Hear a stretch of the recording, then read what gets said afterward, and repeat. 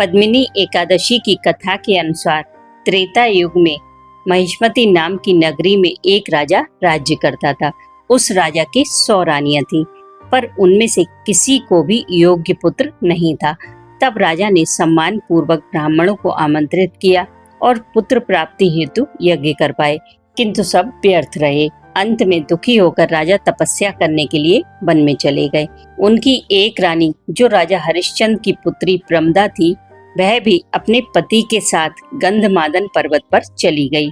उस स्थान पर इन लोगों ने कई हजार वर्षों तक तप किया, किंतु सिद्धि प्राप्त न हो सकी। राजा की देह अस्थियों का ढांचा मात्र रह गई। यह देखकर प्रमदा ने श्रद्धा पूर्वक महासती अनुसुईया से प्रश्न किया कि मेरे स्वामी को तप करते हुए हजारों वर्ष व्यतीत हो गए हैं, किंतु अभी तक प्रभु प्रसन्न नहीं हुए हैं जिससे मुझे पुत्र प्राप्त हो सके। इसका क्या कारण है? प्रमदा का प्रश्न सुनकर देवी अनुसुईया ने कहा कि अधिक मास में 2 एकादशियां होती हैं। इसमें शुक्ल पक्ष की एकादशी का नाम पद्मिनी तथा कृष्ण पक्ष की एकादशी का नाम परम है। इनके जागरण तथा व्रत करने से तुम्हारी इच्छा पूर्ण होगी। तत्पश्चात देवी अनुसुईया ने व्रत का विधान बताया।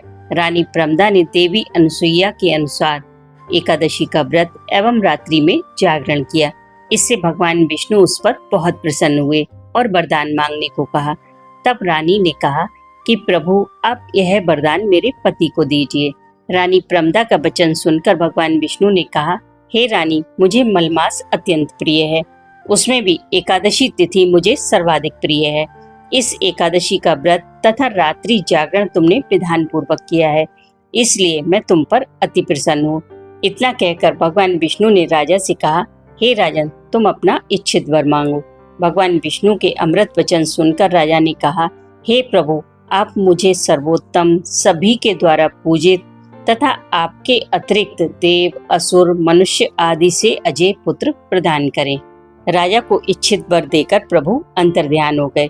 उसके बाद दोनों अपने राज्य को वापस आ गए। समय आने पर इनके घर पुत्र के रूप में कार्तवीर उत्पन्न हुए, जो भगवान श्री हरि के अतिरिक्त सभी से अजय थे। कार्तवीर ने रावण पर भी विजय प्राप्त कर ली थी। यह सब पद्मिनी एकादशी के व्रत का प्रभाव था। जो मनुष्य इसका व्रत करता है, उसकी सभी इच्छाएं पूर्ण होती हैं। इस कथा का सार यही है कि ईश्वर सर्वत्र है। वे दुष्प्राप्य वस्तुओं को देने में भी समर्थ हैं, परंतु प्रभु को प्रसन्न करके अपनी इच्छित वस्तु प्राप्त करने का मार्ग मनुष्य को स्वयं ज्ञात करना चाहिए। अधिक मास की एकादशी प्रभु को अत्यंत प्रिय है। जब तप से भी अधिक प्रभावशाली इस व्रत के द्वारा मनुष्य दुष्प्राप्य वस्तुओं को भी प्राप्त कर लेता है।